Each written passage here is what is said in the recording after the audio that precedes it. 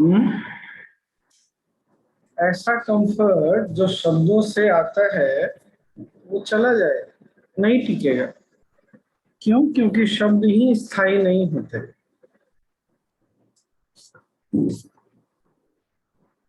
और इसी तरह ऐसा कंफर्ट जो वस्तुओं से आता है वो भी नहीं टिकेगा। क्यों? वस्तुओं का भी अपना एक जीवन काल होता है। आजकल तो हर चीज पर एक्सपायरी लिखी ही रहती है। और ऐसा कंफर्ट जो लोगों के होने से मिलता है वो भी नहीं टिकने वाला। लोग ही चले जाते हैं, सिंपली लोग चले जाते हैं, संसार ही छोड़ देते हैं, या उनका व्यवहार बदल जाता है। तो ऐसा कोई भी कंफर्ट जो हम बाहर से ढूंढ रहे हैं, बहुत बार मन ढूंढता है, शायद मिल भी जाता है, पर वो टिकता नहीं, इसीलिए कंफर्ट भी नहीं टिकता।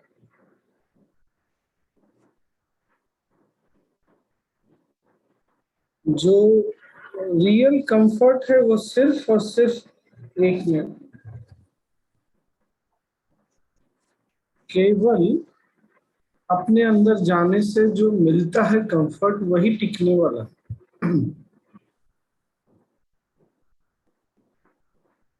ऐसा आपका अनुभव भी है क्या? मेरा तो यही अनुभव। एनीथिंग, कुछ भी अगर बाहर से हमने लिया है तो या तो वो हमारा कंफर्ट लेके चला जाएगा या वो टिकेगा नहीं।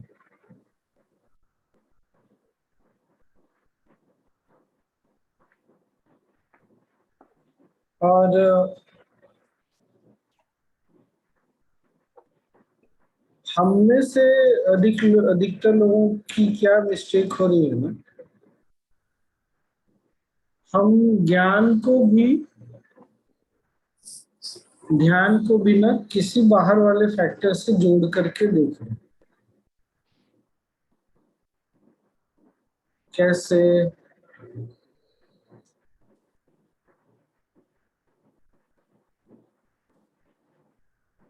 जैसे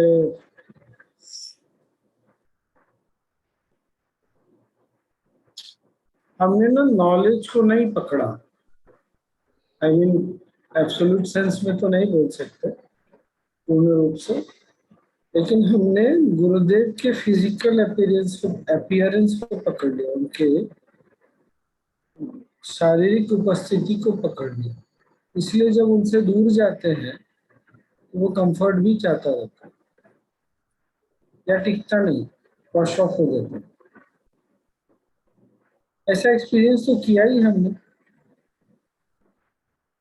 क्या किया है? अरे कोई तो कुछ बोलो। स्वामी जी फिर से एक बार बोलिएगा। मैंने ये शेयर किया कि हम भी जो लोग बहुत समय से आर्ट ऑफ लिविंग या कुछ समय से हैं ना, हमसे क्या मिस्टेक हो रहा है कि हम गुरुदेव के फिजिकल अपीयरेंस, शारीरिक उपस्थिति में अटक के रह जा रहे हैं। इसलिए गुरु एक तत्व के रूप में हमारे जीवन में आने में समय लग रहा है, और इसलिए ज्ञान भी आता जाता रहता, टिकता नहीं।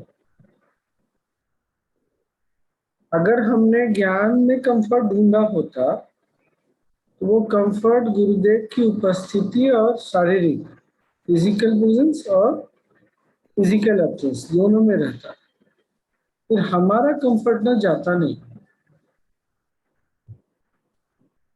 और तब हमको गुरु एक प्रेजेंस है ये हमको एहसास भी होता। तत्व, गुरु तत्व है, वो तत्व सबके अंदर है, और इसीलिए हम जय गुरुदेव को समझाते भी हैं। गुरुदेव, पूज्य गुरुदेव में पूर्ण रूप से वो तत्व हमको दिखता है, तो वो हमारा रेफरेंस पॉइंट है। पर इसका मतलब ये नहीं है कि वो सिर्फ उन्हीं में है। और चूंकि हम सिर्फ उन्हीं में देखना चाहते हैं ना, तो फिर वो थोड़े समय के बाद धूमिल पड़ जाता है। क्या मेक सेंस? थोड़ा बहुत ठीक लग रहा है क्या? तो हमको क्या करना चाहिए अगर सच में कंफर्ट चाहिए, चाहिए तो सबको, तो हमको ना वही शब्दों के परे ये है, वस्तु के परे ये है, व्यक्ति के परे ये है, ये बात ना फिर हमको बहुत अच्छे से पकड़ में आने लगता है।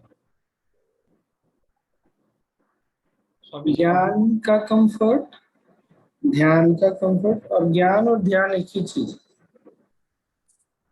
ज्ञान ही ध्यान है और ध्यान ही ज्ञान है। क्या बोले राजू मामा? स्वामी जी, ये तत्व ही पहले समझ में नहीं आया। गुरु तत्व तो आगे की बात है। हम कहते हैं वायु तत्व है, जल तत्व है। नहीं, उतना उतना समझने वाली चीज या बात नहीं है राजू मामा। बहुत सिंपल सी बात है कि गुरु सिर्फ एक रेफरेंस पॉइंट है। पूज्य गुरुदेव एक रेफरेंस पॉइंट है। किस सेंस में? चाहे हमको ज्ञान की बात हो, चाहे ध्यान की बात हो, चाहे अपनेपन और स्नेह की बात हो, इन सब चीजों में वो रेफरेंस पॉइंट है। और उनमें पूर्ण रूप से कोई भी चीज हमको दिखता है, हम जिस चीज को देखना चाहें दिख जाता है। बहुत बार मैंने मुस्लिम धर्म के लोगों को उनमें पीर को देखते देखा है, ईसाइयों को उनमें जीसस को देखते देखा है। मैंने खुद महसूस किया दिल्ली में, बहुत पहले की बात है। लग रहा था जैसे कोई पीर बाबा, मैं किसी पीर बाबा को जानता नहीं, कुछ नहीं। और उस समय कोई एक अपनी डिवोटी मुस्लिम थी और वो कुछ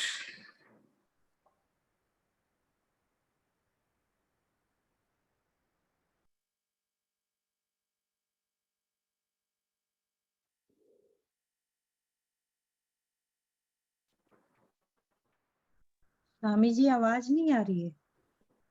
हैंग हो गया। क्या आवाज थी क्या? नहीं थी। नहीं थी स्वामी, प्लीज हो गए थे। कहाँ तक सुना? मुस्लिम डिवोटी थे। वो कुछ ना, कुछ तो गुरुदेव को गा के बोल के सुना रही थी। और उस समय मुझे गुरुदेव के अपीयरेंस में लगा, ऐसा लग रहा था कोई पीर बाबा बैठे हुए, जबकि मैं किसी से मिला नहीं कभी।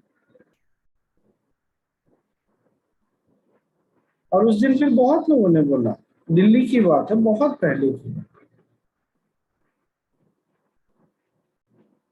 तो मैं ये बोल रहा हूँ राजू मामा कि हम क्या उनमें देखते हैं, एक तो वो बात है, पर वो सिर्फ हमारे रेफरेंस के लिए। और अगर हम वो सिर्फ उस चीज को उन्हीं में देखते रह जाएंगे ना, तो उनके नजरों से हटते ही वो जो प्रभाव है वो धीरे धीरे धूमिल पड़ जाता है। और अगर हमको ये बात समझ में आ जाती है कि ये गुरुदेव की उपस्थिति में है, इसलिए भी है कि ऐसा नहीं कि बॉडी है इसलिए है। अगर फिजिकल बॉडी नहीं रहेगी ना, तब भी वो चीज वहीं रहेगी, वो चीज है। इसीलिए उसको ना तत्व बोलते हैं। एक तत्व को छोड़ दीजिए, प्रेजेंस है। गुरु एक उपस्थिति है, गुरु कोई व्यक्ति नहीं है। व्यक्ति भी हो सकता है, पर गुरु सिर्फ एक व्यक्ति नहीं है। तो फिर क्या होता है ना, वो जो हमने अनुभव किया, जो महसूस किया, वो फिर हमारे साथ चला जाता है। तब हमको क्या लगता है कि कोई है मेरे साथ, ऐसी कोई शक्ति है, कुछ है मेरे साथ।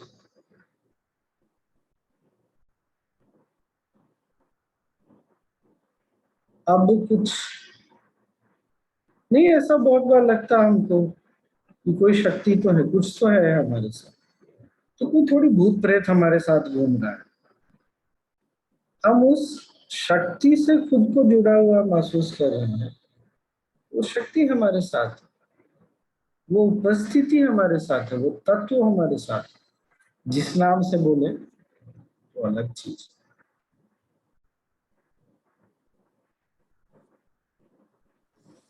मतलब स्वामी उसको मैं ऐसा देखूं, अग्नि सब सब तरफ है, लेकिन दिया सलाई जलाए तो दिखता है, या कुछ जलाए तो दिखता है। वैसे अपन गुरु जी के रूप में देख सकते हैं।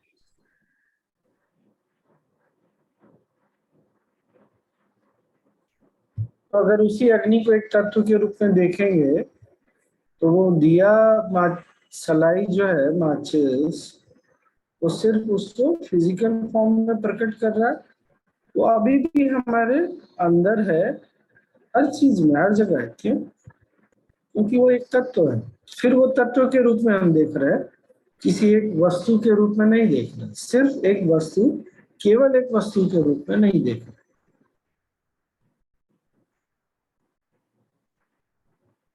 और यही सनातन सिद्धांत की ना बहुत ही अद्भुत बात है कि हम उसको एक फिजिकल फॉर्म में भी देखने के लिए तैयार रहते हैं और विदाउट एनी फॉर्म भी। और ये चीज बहुत लोगों को ना समझ में नहीं है। इतनी मैच्योरिटी ना और इतना ओपननेस तो हमको मिला है।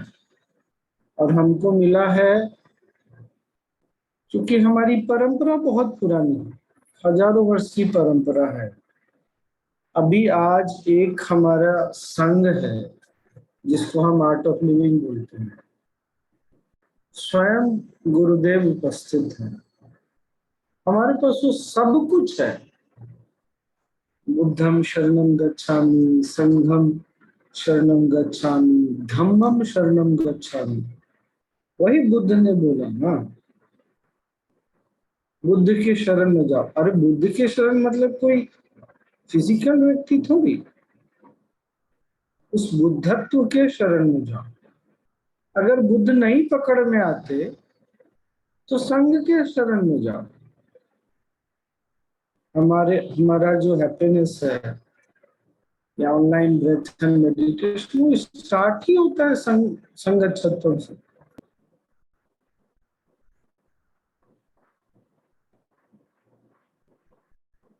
धम्मम शरणम गच्छामि, जो सत्य का सिद्धांत है उसके शरण में, जो सत्य है उसके शरण में। और ऐसे बहुत सारे लोग हैं जो इस तरह से ना किसी एक चीज को पकड़ लेते हैं, फिर उनकी नैया पार हो जाती है।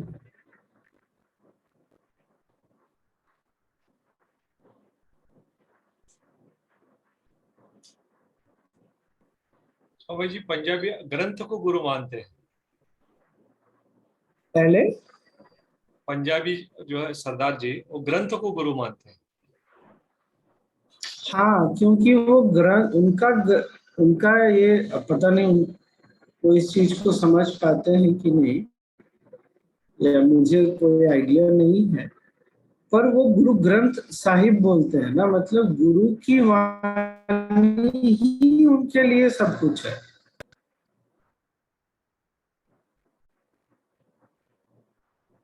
क्या? और गुरु की, चूंकि गुरु की वाणी उस ग्रंथ में है ना, गौरांगी बताएगी, अनुपमा भी है तो सही। हाँ है, लेकिन अप्रकट है।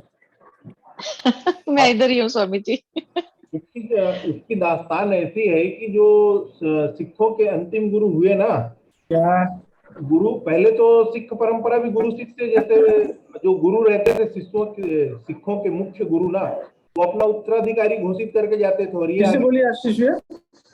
पहले जो गुरु शिष्य परंपरा इनकी शुरू हुई ना, तो इनके जैसे गुरु नानक देव जी से शुरू हुई तो वो अपना उत्तराधिकारी घोषित करते थे जो है गुरु जो है। और जो इनके आखिरी गुरु हुए ना गुरु अर्जुन देव सिंह जी, उन्होंने कहा कि अब जीवित गुरु नहीं होंगे, अब गुरु ग्रंथ साहिब ही हमारा मार्गदर्शन करेंगे। उसके बाद से फिर इनका मुख्य गुरु गुरु ग्रंथ साहिब हो गए जो है।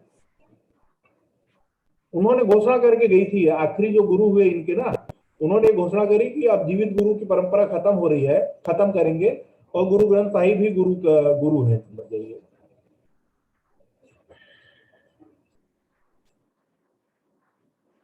अनुपमा क्या बोल रही है? आशीष भैया सही बोल रहे हैं। क्या नीता जी, क्या सही बोल रहे हो वो? ऐसे ही हुआ जब अंतिम गुरु गुरु गोविंद सिंह हुए तो उन्होंने फिर वही हुआ कि वो ग्रंथ को ही गुरु माना जाएगा, आगे से गद्दी नहीं दी गई।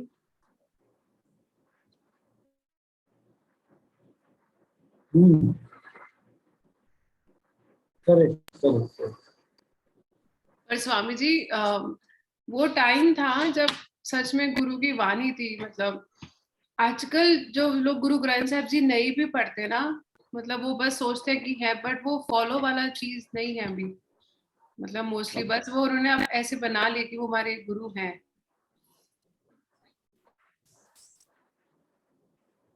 औरंगी ऐसे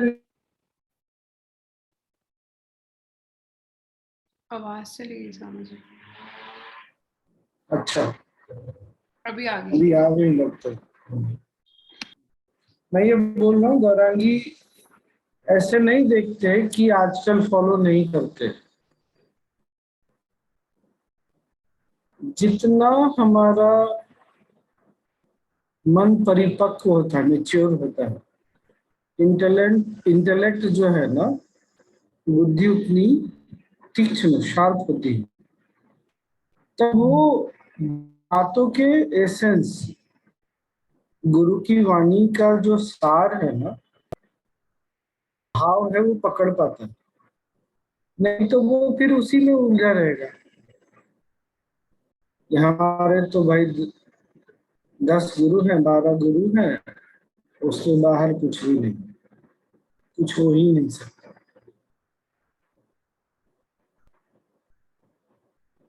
तो कोई एक ऐसा अगर उनको समझा सके, दिखा सके, समझाना मतलब इंटेलेक्चुअल नहीं, अंडरस्टैंडिंग नहीं। इंटेलेक्चुअल अंडरस्टैंडिंग जो है वो टिकती नहीं है, टिक नहीं सकती, उन शब्दों के साथ आती है, चली जाती है।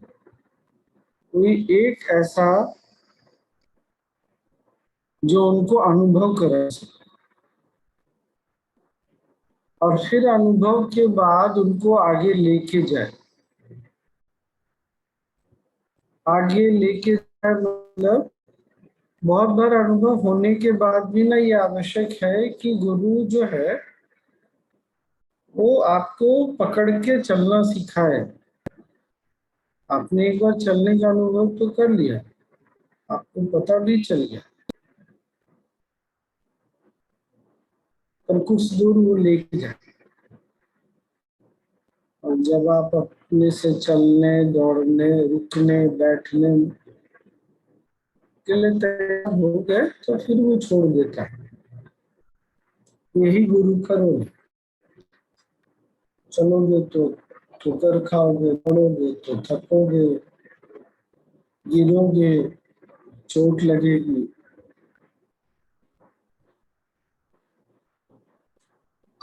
लेकिन तुमने चलना, दौड़ना, रुकना, बैठना सीख लिया।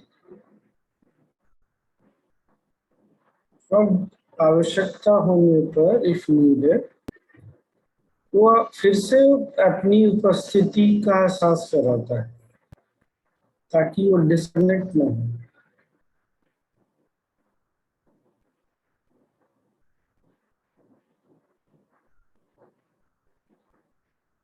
आज थोड़ा ऊपर ऊपर का हो रहा है। नहीं स्वामी जी, बहुत गहरा है कि गुरु को कैसे देखे, उनके बाद भी देखना है, उनके बाद भी चलना है। उस तत्व का अनुभूति थोड़ी सी हो गई स्वामी जी। मतलब व्यक्ति के रूप में न देखे, किसी ग्रंथ के रूप में न देखे, या किसी झंडा या जो भी हो उस रूप में न देखे। ये तत्व कैसा है इसका थोड़ा सा अनुभूति आपने दिया स्वामी, बहुत गहरा है।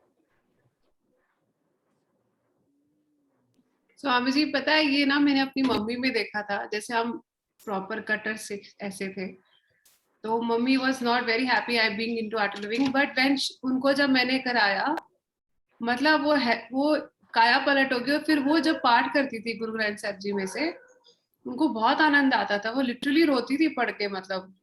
और धीरे धीरे वो जो आज आप बात कर रहे हो कि तत्व की बात, वो एक्चुअली मैं उनमें देखती थी। मतलब उनको ऐसा नहीं था कि सब गुरु जी से मिलने जाएंगे तो वो मिलने जाएंगे, वो इतनी खुश रहती थी।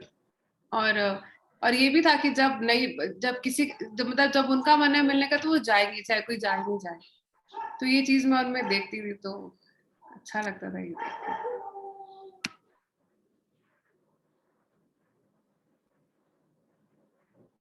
हाँ स्वामी जी ये भी एक्चुअली में ये वाली बात भी है, क्योंकि मेरी मम्मी भी बहुत मतलब करते थे बहुत ज्यादा हमारे घर में। और अभी भी जब भी गुरुजी कोई बात कहते हैं तो वो कहते हैं देखो ये गुरु ग्रंथ साहब में ऐसे लिखा हुआ है ना, ये जपजी साहब में ऐसे लिखा हुआ है, so there is a relative point, तो which keeps them close.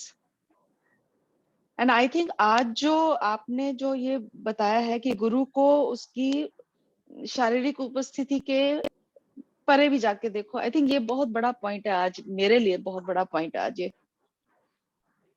Because अब तो गुरुजी यहाँ आने वाले हैं, तो इट विल बिकम बहुत मोर रिलेटिव। बिकॉज मैं 2 दिन से मैं भी ये वेबसाइट देख रही हूँ कि गुरुजी कहाँ कहाँ जाने वाले हैं।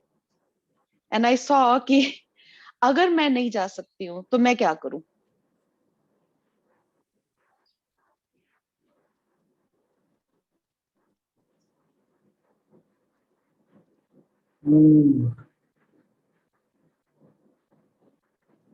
Very nice.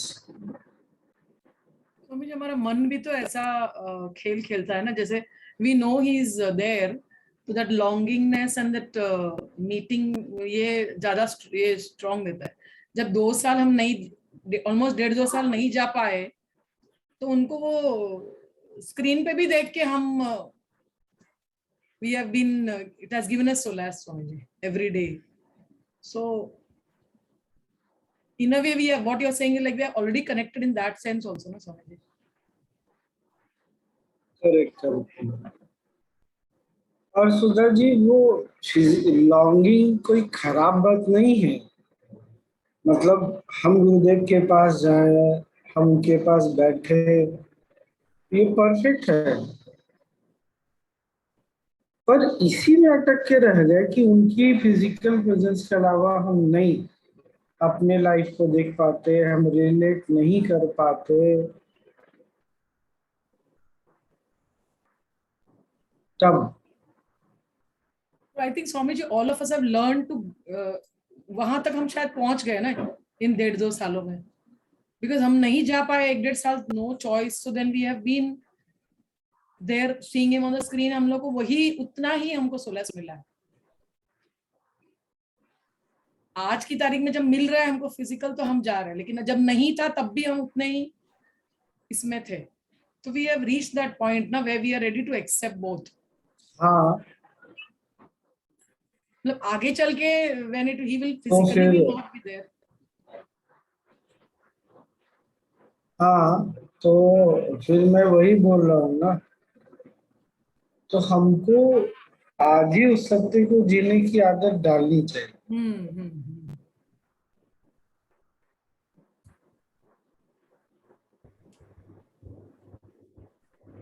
पता है स्वामी जी, कुछ शेयर करें अभी? ये हाँ सेशन, बोलो। ये जो बातचीत ही हो रही है ना,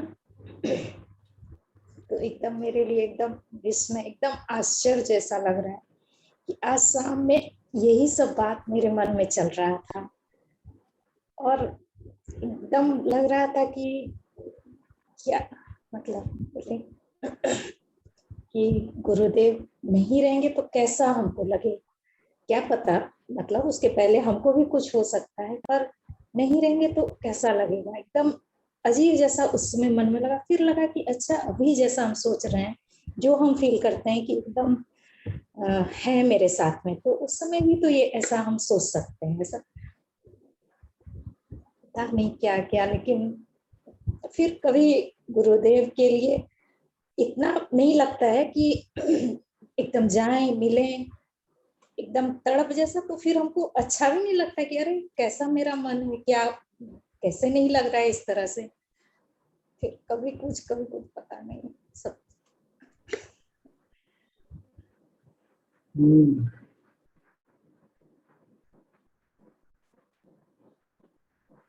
स्वामी जी, हम सामान्य लोग गुरु नहीं रहे तो भी हमारी भक्ति उतनी रहेगी, इतना पक्का आपने कर दिया। लेकिन संस्था का क्या होगा? मैंने ऐसी एक बड़ी संस्था देखी, आप भी जानते हैं पुणे में, कि सब कोलैप्स हो गया। गुरु शरीर के रूप में नहीं रहे कि सब कोलैप्स हो गए। इवन आश्रम बिकते देखा है हमने।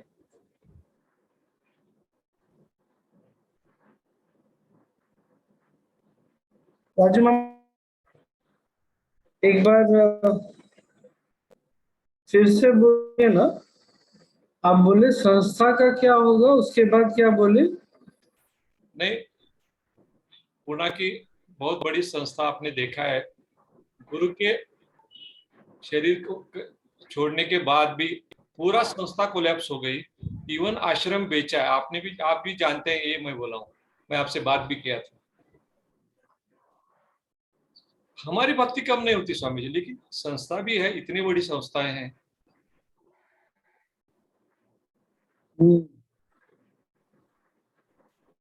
उसको कैसे देखते हैं और उसको कैसा करेंगे?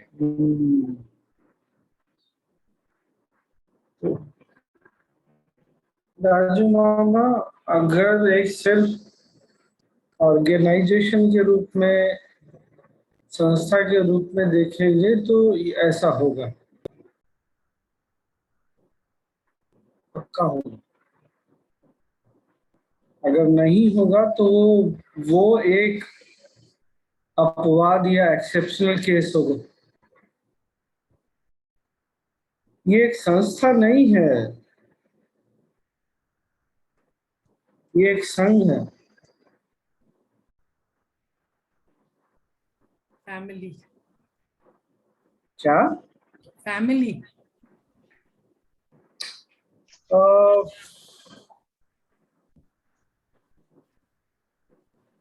हाँ भी सुधा जी, और उसके आगे भी। It's a movement. Yeah, it's a movement for sure. It's a family for sure, पक्का। और ये एक ऐसा संघ है जहां पर जो भी आए हैं ना, वो सत्संगी हैं, सत्य के स्वाद को उन्होंने चखा है। वो ऐसे हैं जिनमें भक्ति है, वो ऐसे लोग हैं जो साधना में एक दूसरे के साथ हैं, और वो सृष्टि के लिए कुछ करना भी चाहते हैं। तो सब एक दूसरे का स्ट्रेंथ बन चुके हैं।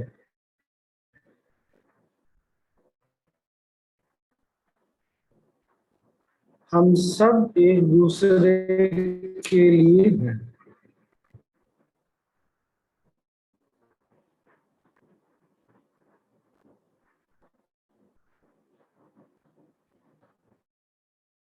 और संस्था जिन मूल्यों पे, ये संघ जिन मूल्यों पर खड़ी है, वो मूल्य, वो आधार मानवीय मूल्य, ह्यूमन वैल्यूज, और उनके तरफ दृष्टि उठाकर दिखाने वाले परम पूज्य श्री श्री रविशंकर जी। इसलिए हम सब में ना बहुत अंतर है, मतभेद बहुत है, पर हमारा ना एक कॉमन ग्राउंड है। हमारी एक, हम सबके बीच में एक समानता, एक कड़ी है जो सबको जोड़कर रखती है। वो कड़ी ज्ञान की है, प्रेम की है, उपस्थिति की है, प्रेजेंस की है। ऐसा मैं ऐसे देखता हूँ।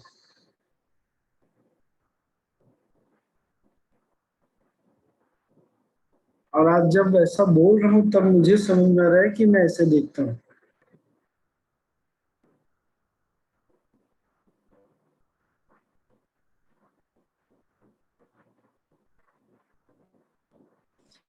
और अगेन हमें गड़बड़ क्या होती है, हम इस मतांतर को ना, जो मतभेद है उसको पकड़ के बैठ जाते हैं।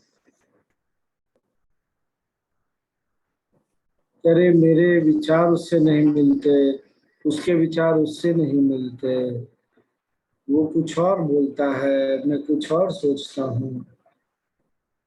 हम उसी को पकड़ के सत्य मान लेते हैं। फिर ऐसा लगता है कि संग संग नहीं है, वो टूट रहा है। तो चूंकि हम सब सेंसिटिव हैं, जिम्मेदार हैं, तो संग को बचाने के प्रयास में लग जाते हैं। मतलब जो प्रयास, जो उपस्थिति सेवा में लगनी चाहिए,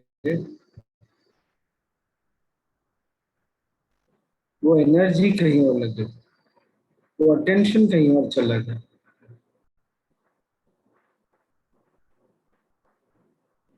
और फिर थक जाते हैं।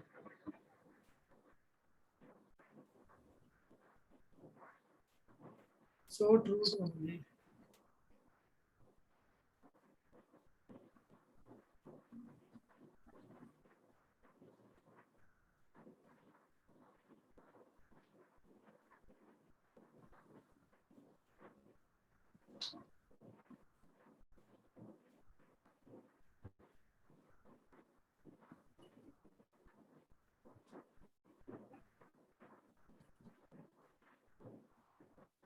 ये साइलेंस कितना गहरा है स्वामी जी।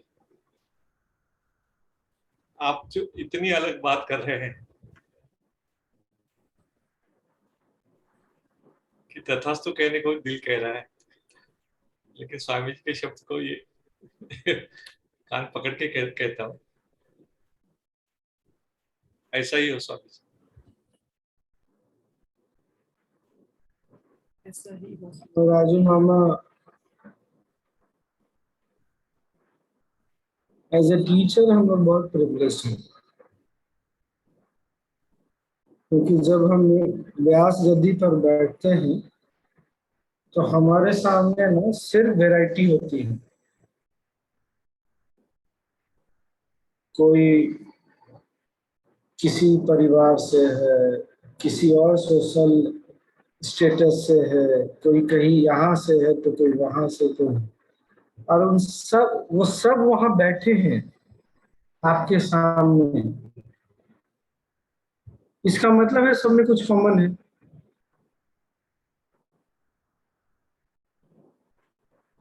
और जब टीचर उस डिफरेंस को भूल कर सबको साथ लेकर चलता है,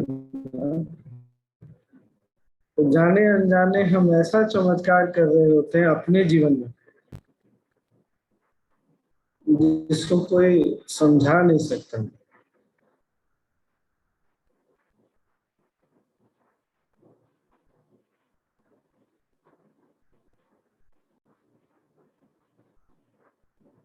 इसलिए ऑटोनॉमी टीचर होना और कोर्स लेते रहना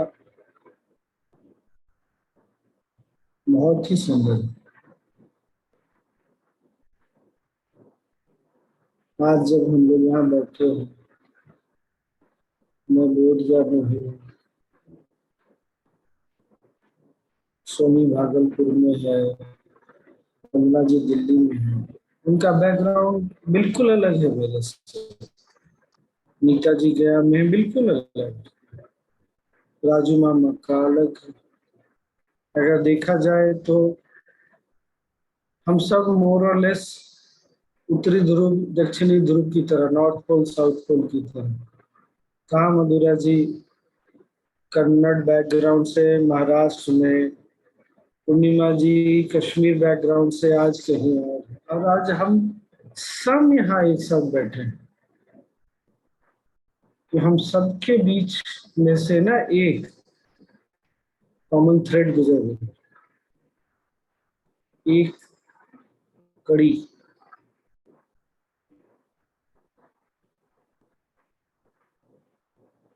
जो हम सबको बांधती है, और ये बंधन रक्षा कर रहे हैं, इसी को रक्षा बंधन बोलते हैं।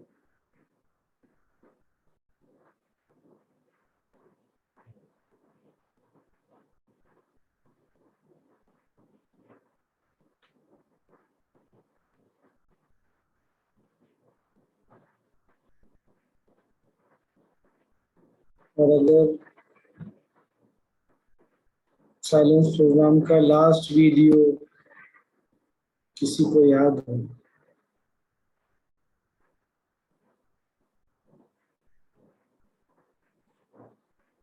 अर्जुन तुम मोती हो, मैं धागा हूँ।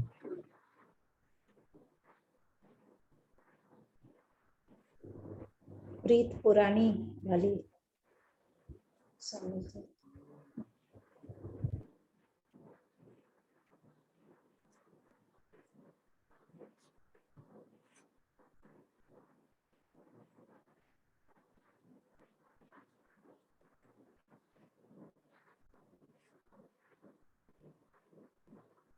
और अगर मेरे से पूछिए तो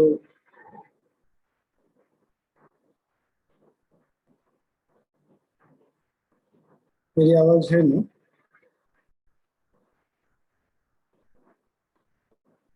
हमारे बीच में ना मतांतर खत्म नहीं होना चाहिए।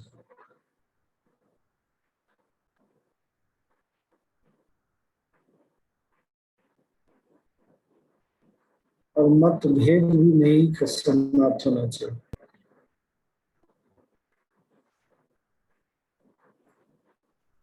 Can you repeat that?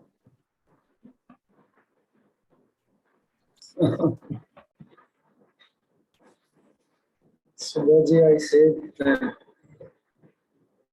if you ask me, the differences between all of us should be there. Not exactly should, but it has to be there. It is there and it will be there. आज है, हमारे बीच का मतांतर और मतभेद समाप्त नहीं होना चाहिए।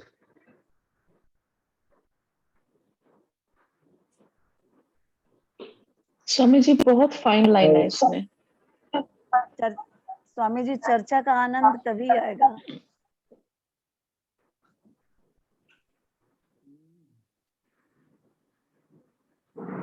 स्वामी जी आपने ये बोला कि अपने जो डिफरेंसेस रहते हैं उसको रहने दो, वो ही अपने आप में कंप्लीट है, ये बोला आपने। हाँ वो भी बोला। हेल्दी वाला है ना स्वामी। अब सोचिए सब लोग अगर अभी जूम में बैठ के 26 लोग हैं, 26 लोग गौरांगी की तरह दिखते हैं,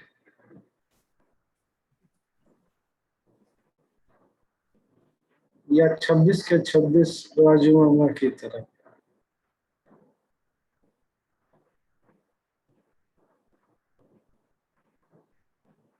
कौन टिकेगा? भाग जाएंगे सब लोग।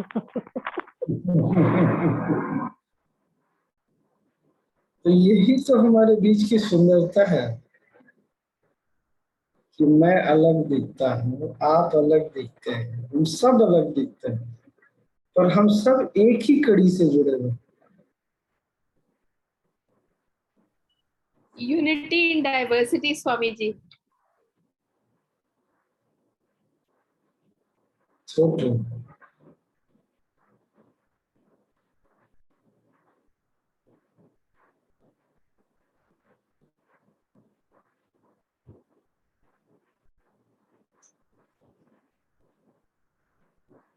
तो आज यही छोड़ देना चाहिए,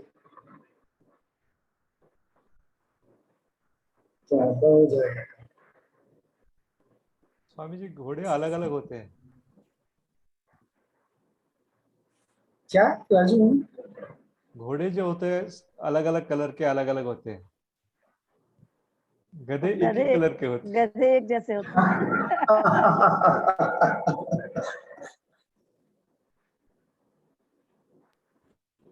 मैं गौरंगी के जैसा नहीं दिखता स्वामी जी।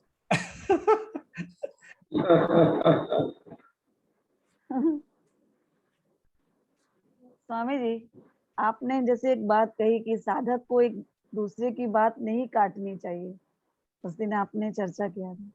तो मतभेद में तो अक्सर लोग काट देते हैं बात। ये इमेच्योरिटी है, क्योंकि किसी को अगर ये लगता है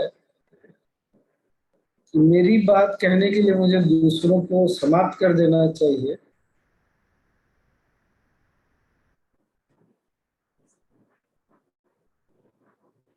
तो फिर ये तो कहीं नहीं लेके जाए।